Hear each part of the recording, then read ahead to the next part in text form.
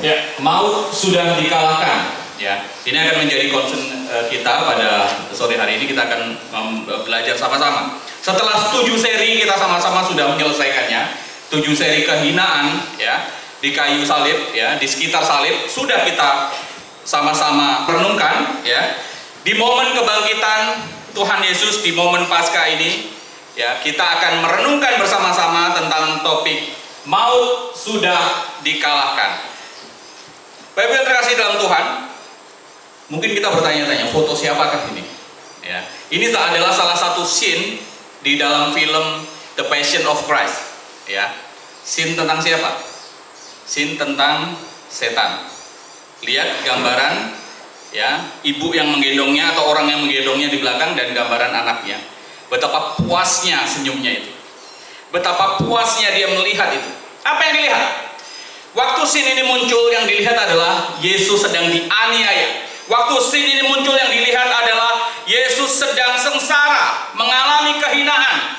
Betapa bahagianya dia melihat Yesus. Betapa sukacitanya Satan ini melihat bagaimana Yesus dianiaya. Yesus seperti terhina dan dikalahkan. Ya, Yesus dilemahkan, kuasanya dihancurkan. Ya, seolah menunjukkan bahwa sang juru selamat itu nyatanya tidak berdaya. Masa tidak bisa menyelamatkan dirinya sendiri? Benarkah di kehinaan Kristus itu menunjukkan kekalahan? Bapak Ibu, ini scene yang kedua. Scene yang kedua sesungguhnya adalah gambaran juga sama dari gambaran Satan yang ada di film The Passion of Christ. Ya, gambaran itu kecil-kecil, scene-nya itu sedikit-sedikit sekali. Kalau kita tidak teliti mungkin akan tidak terlihat scene-scene ini.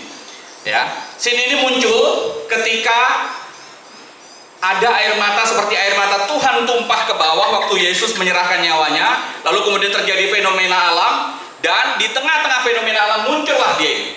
Ya, teriakan dari setan itu. Ya, lihat, bandingkan dengan senyumnya sebelumnya dan bandingkan dengan teriakan dia seolah-olah dalam kesakitan, seolah-olah dalam keputusasaan, seolah-olah dalam kemarahan yang luar biasa.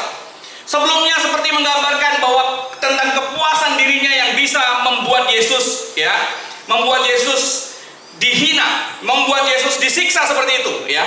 Dan kemungkinan dipikirkan di dalam benaknya, kalau kemudian Yesus itu mati, anak Allah itu mati, maka sempurnalah tugasnya dia.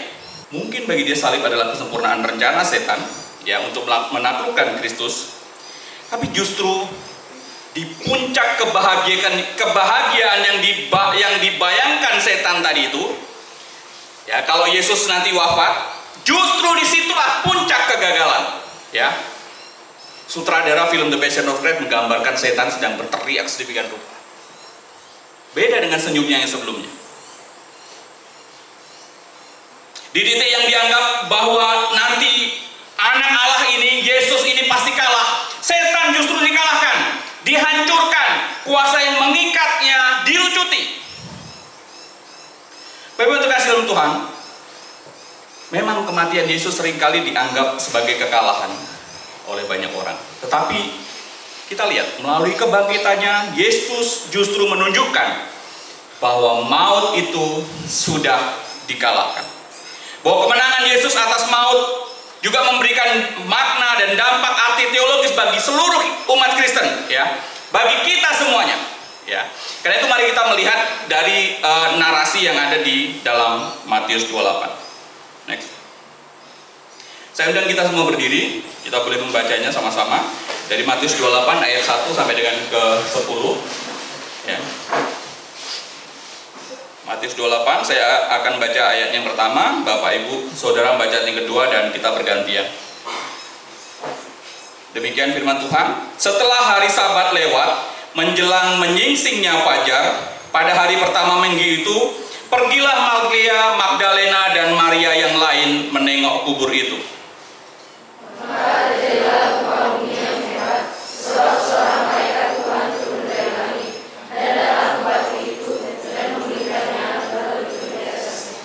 Wajahnya bagaikan kilat dan pakaiannya putih bagaikan salju. Dan penjaga-penjaga itu berkata-kata, dan dia seperti orang-orang mati. Akan tetapi malaikat itu berkata kepada perempuan-perempuan itu, janganlah kamu kamu takut? Sebab aku tahu kamu mencari Yesus yang disalibkan itu. Dia tidak ada di sini, sebab dia telah bangkit, sama seperti yang telah dikatakannya. Mari kita datang kepada dia berbalik. Dan segeralah pergi dan katakanlah kepada murid-muridnya bahwa ia telah bangkit dari antara orang mati. Ia mendahului kamu ke Galilea. Di sana kamu akan melihat dia. Sesungguhnya aku telah mengatakannya kepadamu. Mereka segera pergi dari guru itu dengan takut dan dengan sukacita yang besar, dan berlari cepat-cepat untuk memberitahukannya kepada murid Yesus. Tiba-tiba Yesus berjumpa dengan mereka dan berkata, "Salam bagimu." Mereka mendekatinya dan memeluk kakinya serta menyembahnya. Maka kata Yesus kepada mereka, "Jangan takut, pergi dan katakanlah kepada saudara-saudaraku, supaya mereka pergi ke Galilea, dan di sana mereka akan melihat aku." Silakan duduk. Demikianlah firman Tuhan. Biar bahagialah kita yang boleh membaca dan merenungkan firman itu, terlebih yang melakukan di dalam hidup kita hari demi hari. Next. Baik, Ibu terkasih dalam Tuhan, ya.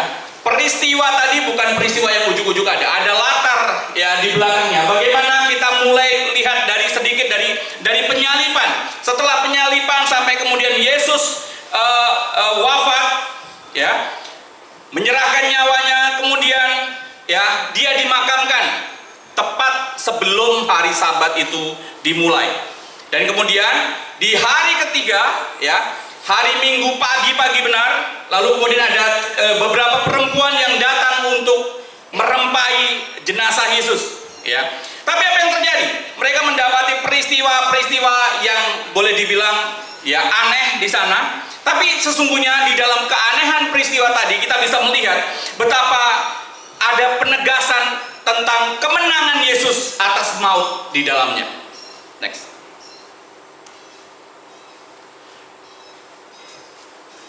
Bapak Ibu, memang tidak mudah kita memahami kalau kemudian Yesus yang mati itu ya akan hidup lagi. Tidak mudah memahami yang Yesus yang sebelumnya dihina seperti itu, lalu kemudian tampil menjadi orang yang menjadi juru selamat seperti dibayangkan, seperti digambarkan dan dijanjikan sebelumnya. Tidak mudah membayangkan ya, apalagi percaya bahwa Yesus yang kemarin digantung di tiang salib itu akan kemudian bangkit pada hari yang ketiga. Karena itu untuk menjelaskan hal demikian, ya Tuhan begitu merancang luar biasa dengan berbagai penegasan yang akan kita simak satu persatu. Dengan cara apa dan kenapa harus seperti itu? Yang penegasan yang pertama adalah bahwa Tuhan menunjukkan dengan fenomena alam yang spektakuler, yang luar biasa, ya. Lihat kalau kita baca tadi itu terjadi gempa bumi yang luar biasa hebat.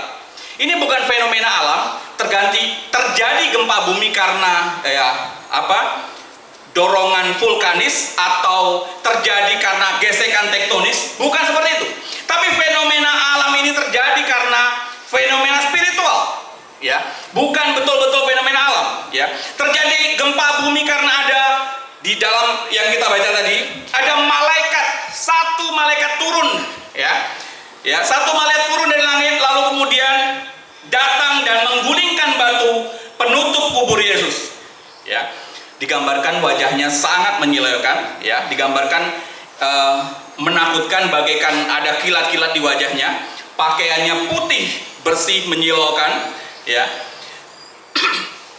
Dan Bapak Ibu, kalau kemudian fenomena ini ada di depan mata kita, maka kita pun juga akan takut, kita pun akan gemetar, kita pun akan gentar menghadapinya. Dan itulah yang dirasakan orang-orang yang ada pada waktu itu.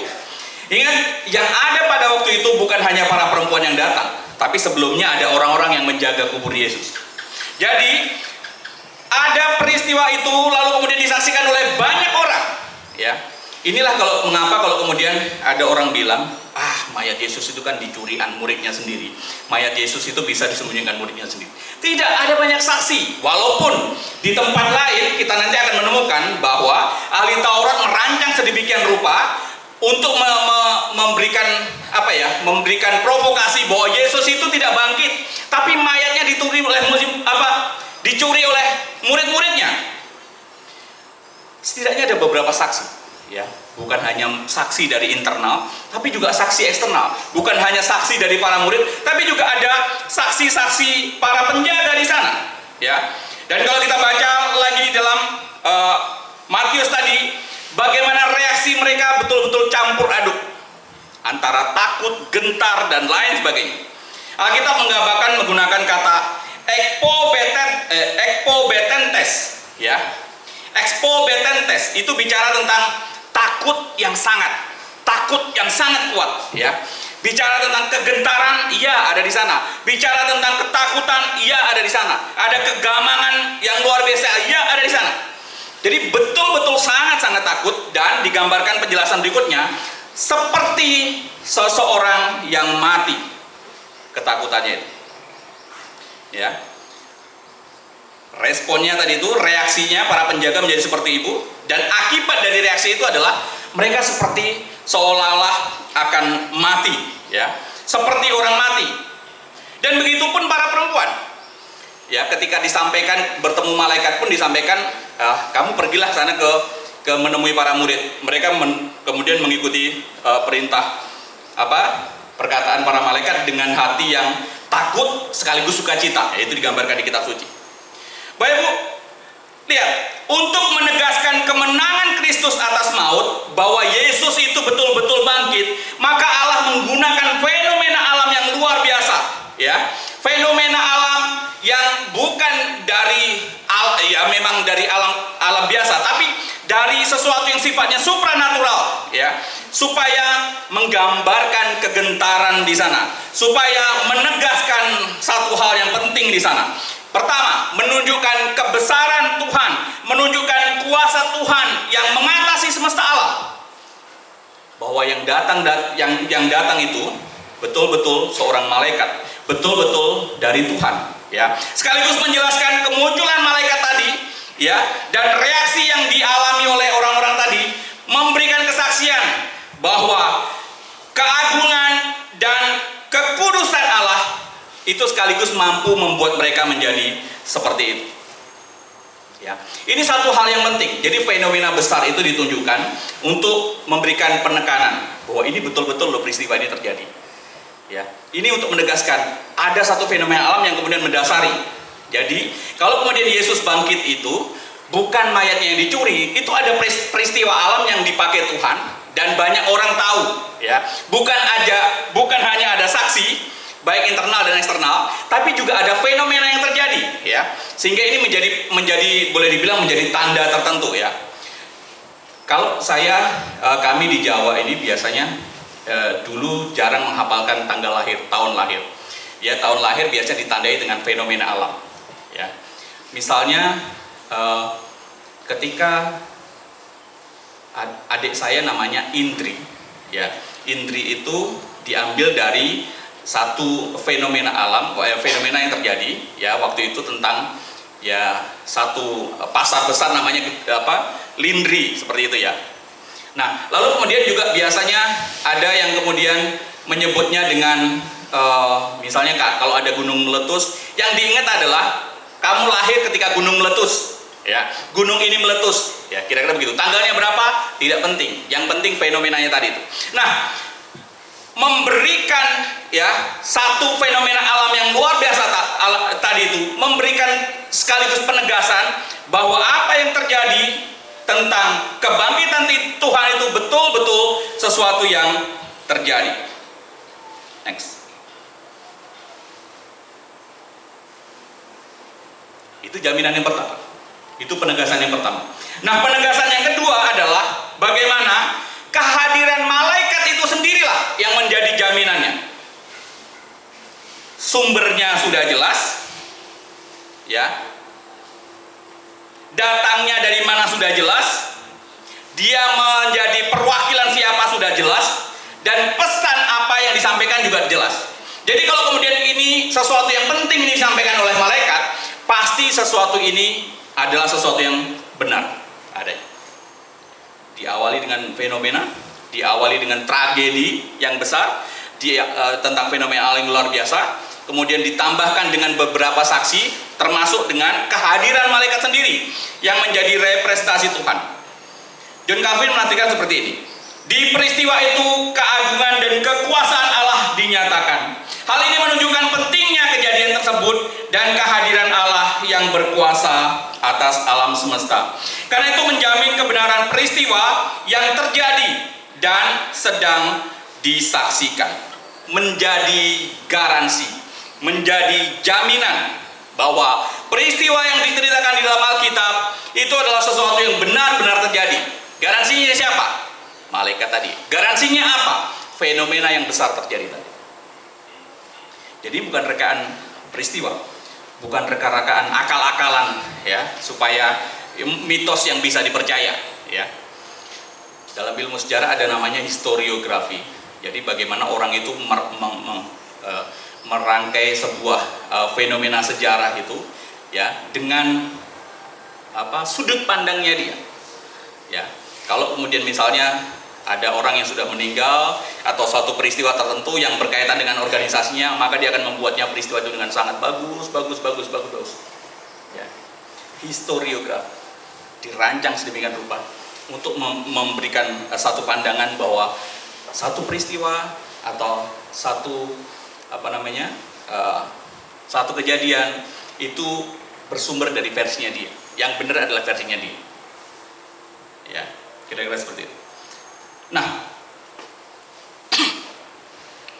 di dalam konteks ini, ya, kalau kita lihat bukan seperti itu. Ya, di dalam konteks ini, ya, kalau lihat orang luar pun bisa melihatnya dan memberikan laporan tentang peristiwa itu. Tidak perlu dikarang-karang, tidak perlu dirangkai-rangkai sedemikian rupa. Ya, lanjut.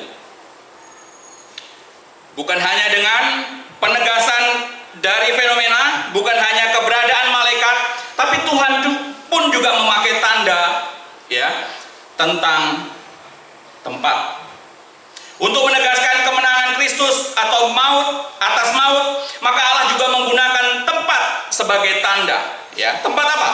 Kubur yang kosong, ada tandanya, pintu itu terbuka ya. Bagaimana bisa terbuka? Tadi ada gempa.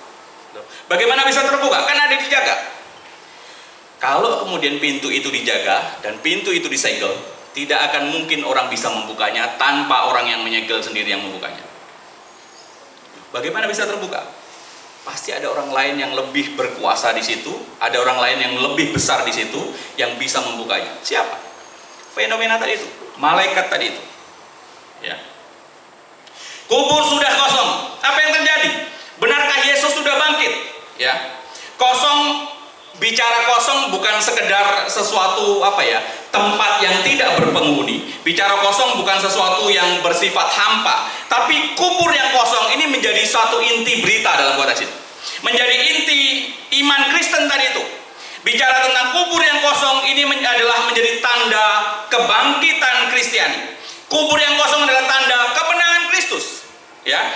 Dan ini juga seperti saya sebut tadi, membantah tuduhan yang kemudian berkembang berikutnya, bahwa Yesus itu tidak bangkit, bahwa Yesus itu jenazahnya dicuri, dicuri orang atau dicuri para muridnya. Ya.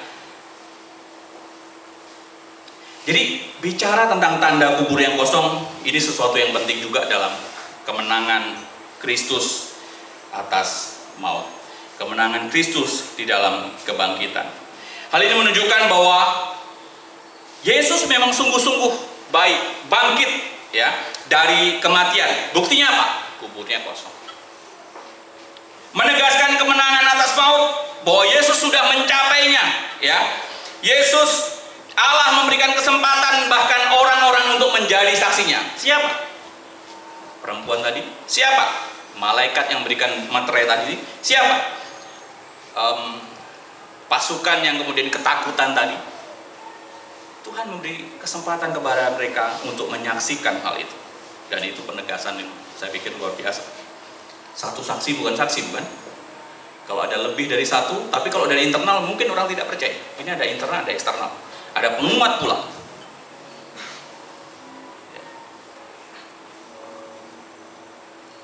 Next. Tapi tidak berhenti. Ya, tidak berhenti kepada kehadiran malaikat, tidak berhenti pada fenomena alam semesta, tidak berhenti kepada ada tanda yang terbuka, ya, kubur yang terbuka, yang kosong, tapi juga malaikat sendiri pun menyatakan. Malaikat sendiri pun menyatakannya. Untuk menjelaskan kemenangan Kristus atas maut, bahkan Tuhan sendiri pun memakai malaikat untuk menyatakan hal itu. Secara verbal, secara jelas menyatakannya. Bukan hanya sekedar tanda tadi, tapi secara jelas. Ya, ayat 7 menjelaskan begini. Dan segeralah pergi dan katakanlah kepada murid-muridnya bahwa ia telah bangkit dari antara orang mati. Ia mendahului kamu ke Galilea. Di sana kamu akan melihat dia, sesungguhnya aku telah mengatakannya kepadamu. Malaikat menyampaikan kabar tentang Kristus telah bangkit dari antara orang mati. Malaikat mengabarkan bahwa Yesus akan mendahului mereka ke Galilea seperti yang sudah dijanjikannya. Malaikat juga berpesan bahwa pesan kemenangan atau kebangkitan itu harus disampaikan kepada murid-muridnya. Jelas dikatakan secara verbal. Bapak Ibu yang terkasih, sesungguhnya kabar yang disampaikan oleh malaikat tadi itu adalah kabar yang kemudian menggambarkan, ya, menunjukkan satu kemenangan yang luar biasa. Kemenangan Kristus dalam kebangkitan itu atas dosa yang sebelumnya ditanggungnya, meskipun dia tidak sekalipun melakukan. Kemenangan atas kematian yang kemudian menjadi akibat dosa yang harusnya, ya, manusia yang menanggungnya.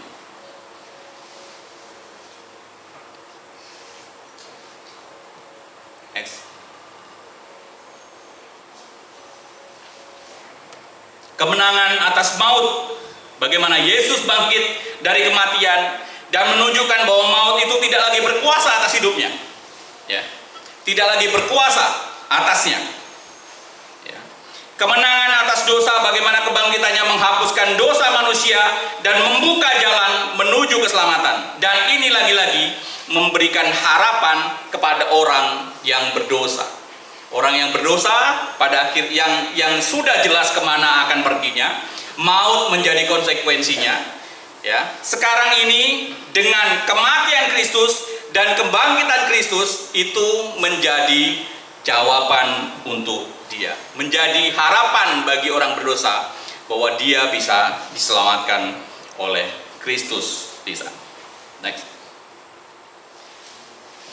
Kita perhatikan lagi, tidak hanya cukup fenomena alam, tidak hanya cukup tanda, tidak hanya cukup kehadiran malaikat yang menegaskan, memeretrekan, tidak hanya cukup kemudian malaikat sendiri yang mengatakannya, tapi yang menegaskan satu hal, bahwa Kristus, ya, menang atas maut, menang dalam kebangkitannya adalah dia sendiri yang menyatakan. Kristus sendiri yang menyatakan. Yesus sendiri yang menegaskannya. Ya, penegasan berita kemenangan Kristus atas maut ditunjukkannya melalui kebangkitan, ya. Tidak hanya ditunjukkan dengan fenomena alam, kehadiran malaikat, pernyataan malaikat, tapi juga dipertegas lebih lagi dengan keberadaan Yesus yang menyatakan dirinya, yang bertemu dengan para murid perempuan tadi itu di ayatnya yang ke-9. Kadang-kadang kita berpikir, ya, kenapa ya untuk menegaskan satu hal ini kemudian harus ada berlapis-lapis, ya, seperti itu. Mengapa untuk menegaskan, untuk menjelaskan satu hal tentang Yesus menang atas kematian, bahwa Yesus sudah dibangkitkan dan menang atas kematian, kok perlu sesuatu yang sifatnya sepertinya bertele-tele seperti itu? Beberapa langkah, beberapa bukti. Kenapa nggak langsung saja, gitu? Ya. Mengapa harus berlapis? Ya, Bapak-Ibu yang terkasih dalam Tuhan, ingat, waktu kemudian Yesus terhina, dan kemarin kita sudah belajar bersama, di benak orang itu sudah ada keputus asa. Di benak para murid tidak lagi berpikir tentang masa depan.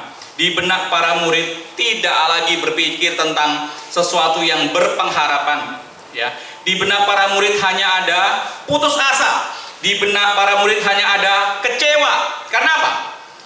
sosok yang kemudian diidam-idamkannya bisa melepaskan dia dari penjajahan Romawi, ya, juru selamat yang ditunggu-tunggu baik secara politis maupun spiritual itu nyatanya mati di kayu salib. Maka harapan dia pun pupus di sana. Harapan dia pun mati di sana. Ya, harapan para murid sudah hilang di sana. Karena itu untuk menjelaskan bahwa Yesus sudah bangkit, itu bukan soal yang mudah. Untuk menegaskan bahwa Yesus sudah menang atas maut, itu bukan soal yang gampang. Karena itu butuh sesuatu yang tadi, ya, butuh fenomena alam dulu, ya, butuh kemudian penegasan oleh kehadiran dari malaikat, butuh kemudian malaikat menyampaikan terlebih dahulu, butuh kemudian Kristus sendiri yang juga menyatakannya. Karena bukan peristiwa yang mudah. Para murid itu menjadi saksi mata betul kehinaan Kristus, di mana ia disiksa, disalib, bahkan hingga mati. Walaupun kita tahu di Alkitab menyebutkan mereka jauh-jauh, gak mau mendekat, hanya perempuan-perempuan saja yang mendekat. Ya, para murid semuanya menjauh, bukan hanya Petrus, bukan hanya Yudas, tapi semuanya menjauh dari Yesus, cari aman sendiri. Karena itu tanda spiritual saja tidak cukup untuk menegaskan bahwa Yesus benar-benar sudah bangkit. Diperlukan yang menjadi penegasan yang lebih utama, dan itu kemudian menjadi sesuatu yang sifatnya final di sana. Ya. Kalau kemudian Yesus langsung menemui perempuan-perempuan tadi, maka perempuan-perempuan tadi akan berpikir apa? Ini hantu. Ya. Murid-murid berpikir seperti itu nggak? Iya. Aku bukan hantu, disebutkan di beberapa ayat di Injil yang lain. Aku bukan hantu, buktinya bisa makan, aku lapar dan minum. Ingat waktu kemudian dia bertemu para murid. Ya. Kalau kemudian Yesus langsung menemui perempuan tadi itu di awal, sejak pagi tadi itu, ya kemungkinan yang terjadi adalah, ya dia nggak mungkin percaya. Ini pasti hantu, ini pasti setan, bukan Yesus. Walaupun mirip-mirip lah, ya. Setan yang pura-pura jadi Yesus nih pasti. Tidak mudah percaya, tidak gampang dipercaya. Karena itu butuh kemudian urutan tadi itu. Ya. Diperlukan kehadiran Yesus secara langsung untuk menemui mereka setelah tadi urutan tadi. Tapi Bapak Ibu yang terkasih dalam Tuhan, ini pun bukan jaminan bahwa para murid itu akan kemudian langsung mengenal, langsung mengerti bahwa yang ada di hadapannya itu adalah benar-benar Yesus Kristus Juru Selamat. Buktinya, jangan lupa ada Thomas. Thomas pun nggak percaya.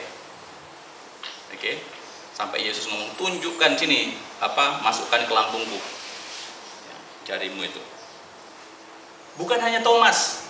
Ingat, Yesus menemui murid-muridnya di perjalanannya di Emmaus, dicatat di dalam Lukas 24 ayat 13 sampai 35. Silakan cek. Murid-murid itu jalan bareng, ngobrol bareng, tapi gak tahu bahwa itu Yesus. Lucu. Dan itu yang terjadi kan? Artinya gak mudah. Ya.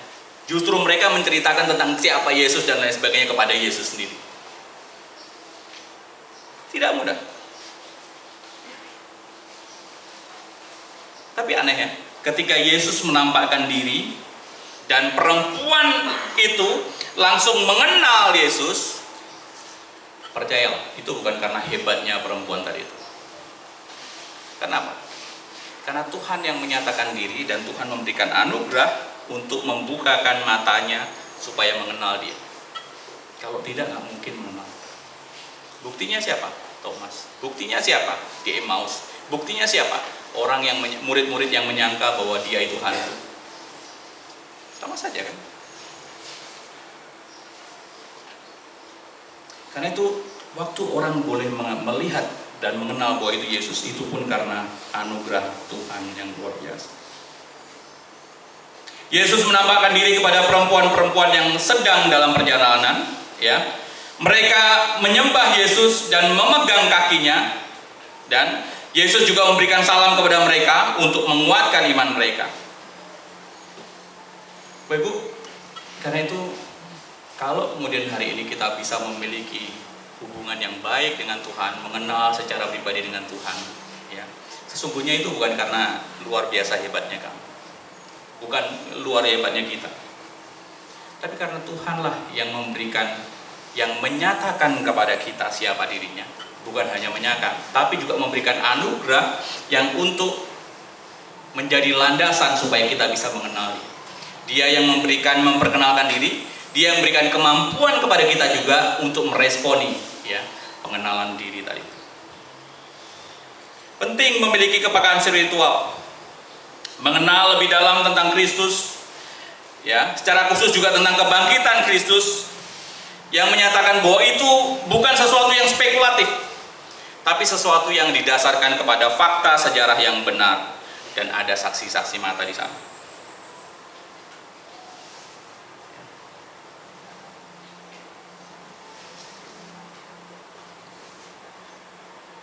Next.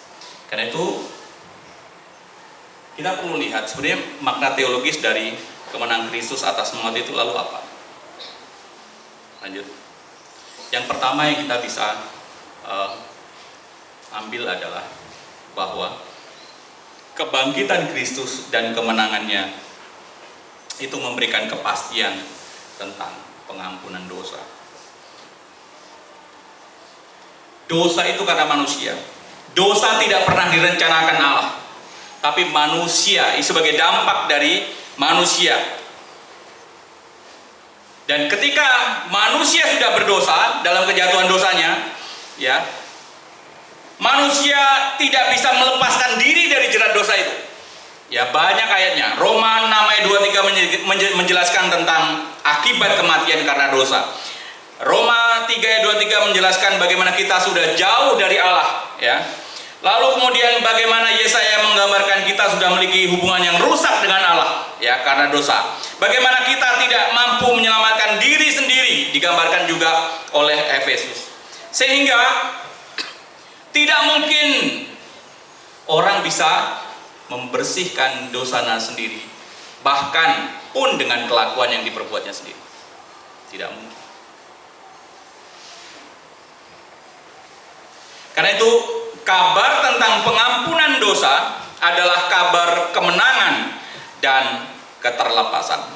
Sekali lagi, karena itu kabar tentang kebangkitan Kristus dan kemenangannya yang memberikan kepastian tentang pengampunan dosa, itu adalah kabar yang sukacita, kabar yang memerdekakan seseorang.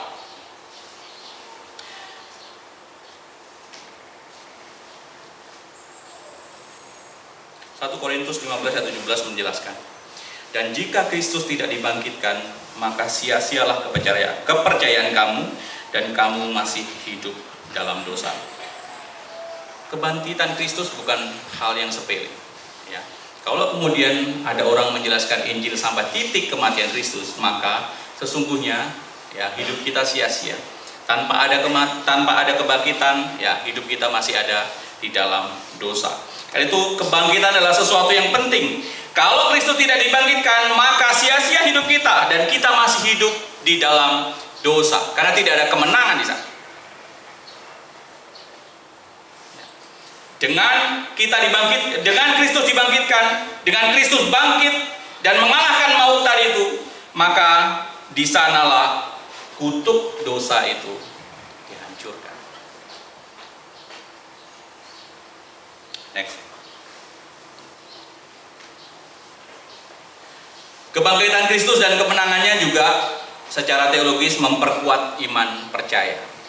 Lihat pertemuan perempuan dengan Yesus, apa yang mereka lakukan, ya. Ketika Tuhan menyatakan diri kepadanya dan kemudian Tuhan memberikan anugerah kepadanya, respon pertama yang dilakukan adalah menyembah Yesus. Imannya semakin dikuatnya. Bukan hanya dia bisa melihat fenomena alam yang sebelumnya, bukan hanya dia melihat dari malaikat yang menjadi dan mengatakannya, tapi dia bisa menyaksikan sendiri dari Yesus yang menyatakan diri kepadanya. Sehingga hal ini berdampak besar terhadap iman. Loh, bagaimana dengan kita, Pak? Kalau kita nggak bisa melihat Yesus secara langsung, berarti iman kita nggak kuat dong. Bapak terkasih, ada begitu banyak kesaksian yang sering kita dengar.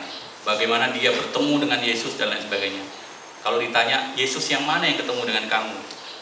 Yesus yang ada di foto-foto itu, Pak. Gitu. Ya, Yesus yang itu. Padahal, menurut cerita penulisnya, Yesus yang ada di foto-foto itu adalah orang, modelnya itu sama antara model Yesus yang sempurna itu dengan model Yudas.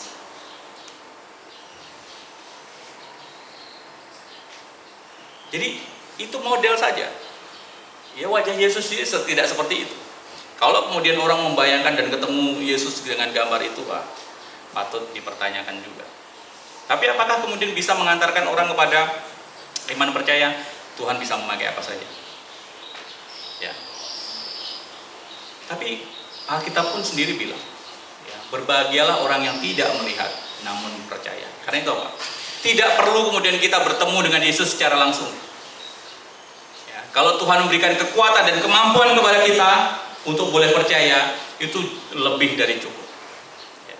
Dan seharusnya dengan demikian relasi kita dengan Tuhan, hubungan kita dengan Tuhan, ya, pergumulan kita dengan Tuhan, komunikasi dengan Tuhan, itu bisa membawa kedekatan, ya, semakin lama semakin dekat, semakin lama dengan semakin peka dengan kehendak dan rencana daripada Tuhan dalam hidup kita.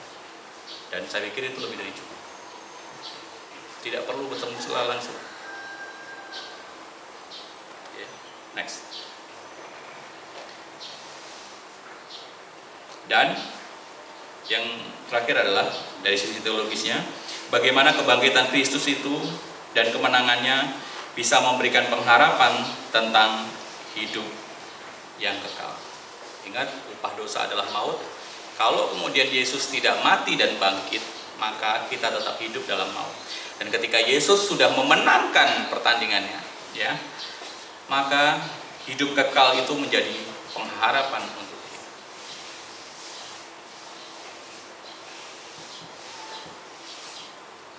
Orang percaya yang juga percaya pada kemenangan Yesus akan memiliki pengharapan dan yang keyakinan tentang kehidupan kekal yang penuh sukacita. Mengakhiri bagian ini, saya akan mengajak kita membuka dari 1 Korintus sebagai aplikasi kita. 1 Korintus 15 ayat 55 sampai dengan 58. Ya. Kita akan membacanya bersama-sama. 1 Korintus 15 ayat 55 sampai dengan 58. Demikian firman Tuhan. 1, 2, 3. Hai maut, di manakah kemenanganmu? Hai maut, di manakah sengatmu? Sengat maut ialah dosa, dan kuasa dosa ialah hukum Taurat. Tetapi syukur kepada Allah yang telah memberikan kepada kita kemenangan oleh Yesus Kristus, Tuhan kita.